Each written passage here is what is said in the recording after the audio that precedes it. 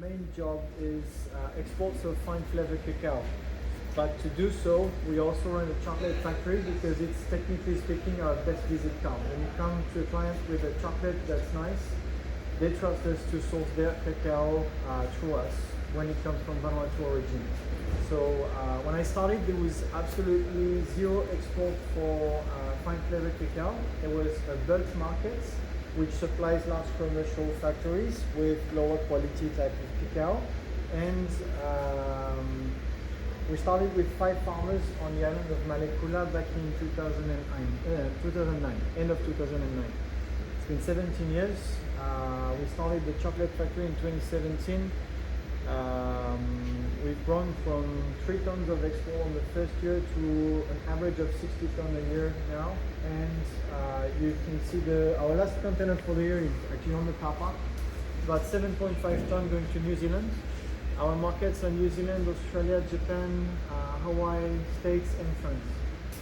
From France it goes everywhere in Europe, but I have a partner there that does the retailing. We cannot talk to every single client. It's too big a business, too expensive for us, so we just take the cut and we're happy that way. Chocolate wise, we've made 9 medals at World Championship in the last 7 years. We keep it purposely small. It's artisan craft and it won't be any different in 10 years or 20 years from now. I intend to keep it that way because we want to run small batch, the best quality we can produce and always use it as our visit card and to supply the local market only.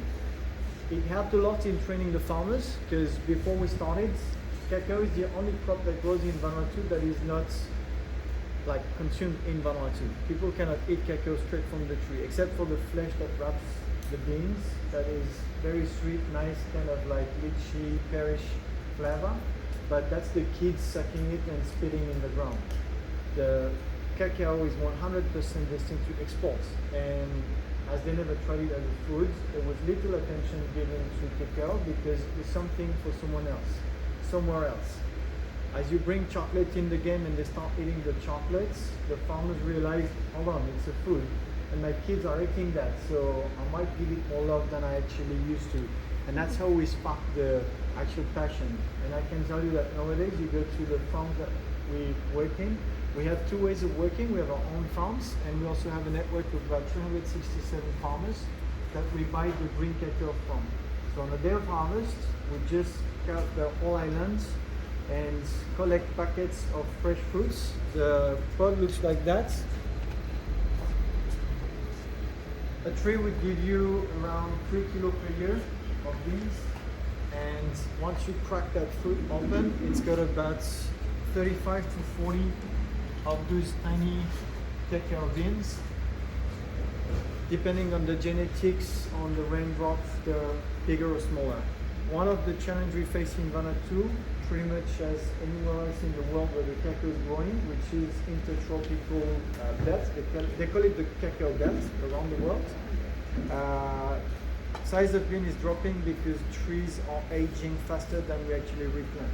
So we are starting a new program. You see the nursery is one at the back of the 2 buses and another at the back here. And we are trying to supply new trees at cost. So farmers can start replanting row after row. We don't want to kill their income stream, but we want them to slowly and gradually rejuvenate for the next 10 years. We have a target of export of about 6,000 tons for the whole country by 2030. We currently do 1,500 a year. So you see, like, long is the road. But if we don't start today, it won't improve. So we have to start somewhere, and that's what we've pushed with the governments. We want green light, so it's an active program, and it's quite nice to see that it's coming to fruition.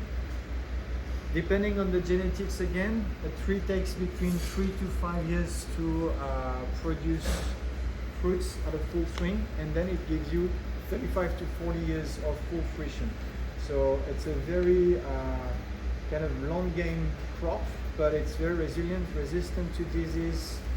It's quite a nice cash crop. It pays about 6 to 10 times more than copra or coconuts, and about the same as cava if you take it on a 10-year stretch. Cava is quicker, so if you plant cava 3 years down the line, you get cash, you pull off the ground. but the soil you've used to grow your cava, you cannot plant cava again. So it's quite challenging because you need more space. It triggers deforestation. So we're trying to come up with a second crop because it's the largest crop by volume and value in Vanuatu. Cava comes first. It's endemic from Vanuatu. It supports about 30 to 40,000 farmers. Cacao is only 6,000 farmers, but it's more sustainable in time. So we're trying to start that, not a shift, we don't want them to abandon what they were doing, but we want them to embrace cacao more and more. So eventually it becomes more than just a side income and they realize, hold on, maybe we can do more, and cacao is less inclined to deforestation because it needs the shade of other trees to develop. So it's nice to do like combination of different crops. It's more income through the year as well because this is seasonal. We have two seasons, one in April, one in September. Unusually this year we're still harvesting. That's my last load for this year, and it will be completed with some more to ship to the States at end of Jan. And from what I've seen on my last trip to Malekula, we will have fruit until probably February, if we don't get any cyclone in between. We deal with global warming. I can tell you it's true. I know Mr. Trump doesn't really embrace that idea, but we've seen the change in the different farms that we work on. We see a shift in the season by 1 to 2 months, and we faced 5 category 5 cyclones in the last 15 years. That's the total that has been recorded in the last 150 years previously. So there is a change, and we are learning to work with it. We build windshields, we build drought shields like outside the farm, so we drop the density of trees, but we know in time it will repay itself because it will be more sustainable. So that's all the science we've learned from what we face now, and we're also working on finding out which of those genetics are more adapted to that global warming and the change that's coming, so we can provide the farmers with long-time resistant trees. That's the whole side of the story for islands. We harvest, we ferment in big boxes, 7 days. We turn from box to box every 2 days in a row. We reactivate fermentation because it's a bacterial fermentation, so when you blend with fresh air it reactivates, and after 7 days it goes on the dryers and it's sun-dried. It comes in Port Vila from the island in those big bags. You've seen the product itself. We do roasting, winnowing. Winnowing is the separation of the skin from the actual bean itself, which is what we use to make the chocolates. You see it's got the skin part at the top. The skin is collected and we supply a local fertilizer company. They do organic fertilizer, which we get some for free to feed our trees in the nursery. So we use everything. It takes about 1 kilo of those beans to make 1 kilo of dark chocolate, 70%. We lose about 30% with the skin and the crushing and the dust, and we replace with cocoa butter and sugar in the recipe, which gives you a 1-for-1. If it's milk, you can do even more. So it's a pretty valuable raw material to work with. Plus, it smells and tastes sexual when you start working with it. So it's all in the roasting. The chocolate maker work is same as coffee. We roast to develop flavors. It's the Maillard reaction, it's called. So we basically burn the sugar and the fat in that bean, and that's what our palate and brain associate with the chocolatey flavor. It's got more than just chocolates. Most of the commercial brands tend to roast very high for 2 reasons. One, they want constant flavor. They deliver the same bar months after month, year after year, which is quite an achievement. It's not easy to do. We are more like winemakers, where we want to preserve all the flavors from the terroir and the genetics. So we roast very low in temperature, and we want to keep that fruitiness, that nutty flavors, like floral flavors, anything the terroir has to offer. Vanuatu usually gives you chocolatey, nutty, and dried apricots kind of finished flavors if it's done correctly. And it's a pretty wide spectrum of flavors, so more and more chocolate makers ask for our cacao because it's more versatile than some of the like Central American ones that are very floral. But once you get in that range of flavors, you can't really do chocolatey with flowers like that. That's not possible. So they start realizing it's nice to have those super like rare genetics that taste something very different, but people walking in your shop, 30% like dark, 70% are more like milk chocolate people to start with, and on that 30%, maybe 10% of them really like the specialty stuff. So once you do niche of a niche of a niche, it's hard in sales. So there is a bit of a step back now in the bean to bar world, and you start seeing lots of creativity with inclusions, infusions, like they bring in new flavors, they mix with tea, coffee, lots of things, and I find that super exciting. It's nice. Finally, we get creative.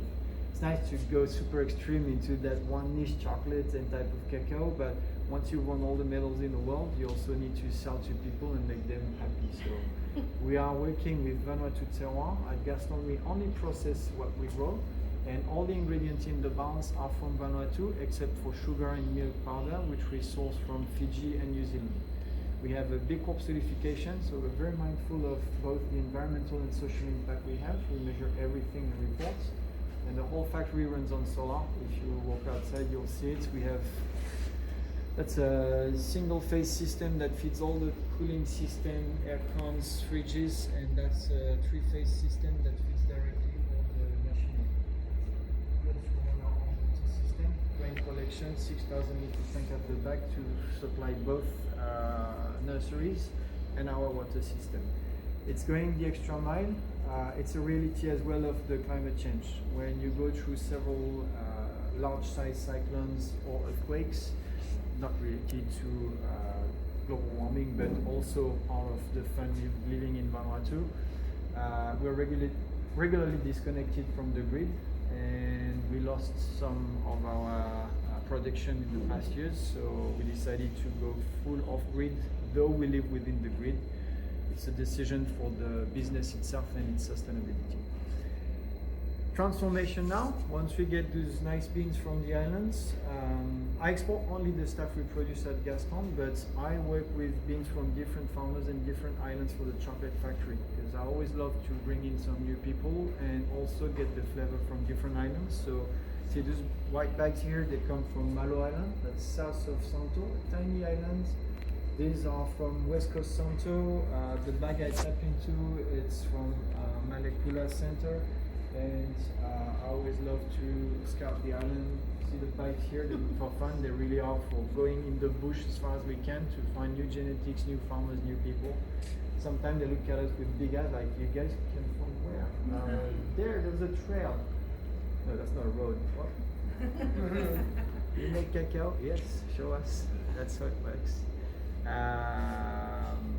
We start with the roasting and the winnowing.